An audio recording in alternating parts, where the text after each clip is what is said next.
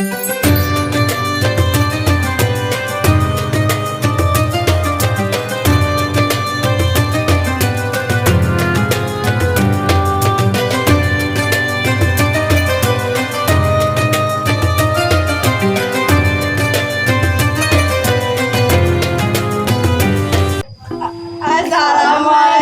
warahmatullahi wabarakatuh.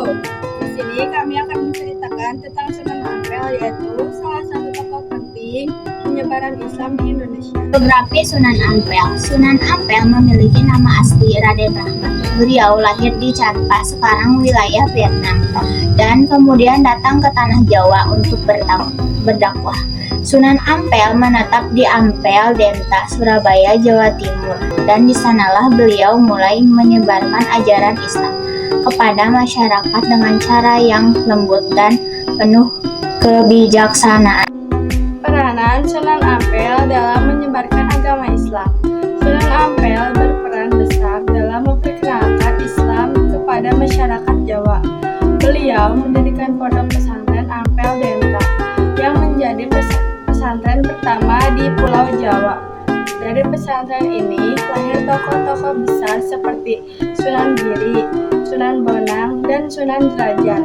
Sunan Ampel juga menyebarkan Islam dengan cara damai, bijaksana, dan penuh toleransi. Ajaran Sunan Ampel. Ajaran yang terkenal dari Sunan Ampel adalah menghimo, yaitu 5 larangan.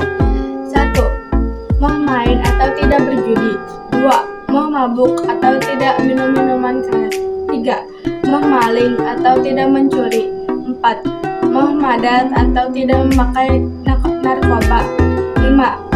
Mau madon atau tidak berzina. Kontribusi Sunan Ampel dalam sejarah Islam di Indonesia. Sunan Ampel sangat berpengaruh dalam perkembangan pendidikan Islam dan penyebaran agama Islam secara damai. Beliau juga berperan dalam berdirinya Kerajaan Islam Demak, kerajaan Islam pertama di Java. Melalui bimbingan dan ajarannya, Islam semakin dikenal dan diterima oleh masyarakat. Warisan ajaran dari Sunan Ampel. Warisan Sunan Ampel yang masih ada sampai sekarang adalah Masjid Ampel dan Pondok Pesantren Ampel Denta di Surabaya. Selain itu, sistem pendidikan pesantren yang beliau wariskan terus berkembang dan menjadi bagian penting dalam pendidikan Islam di Indonesia. Kesimpulan dari cerita Sunan Ampel. Sunan Ampel adalah tokoh besar dalam sejarah penyebaran Islam di Indonesia. Beliau menyebarkan Islam dengan cara damai, bijaksana, dan penuh keteladanan. Ajaran serta warisannya memberikan pengaruh besar bagi perkembangan Islam di Indonesia dan menjadi teladan bagi umat Islam sampai sekarang.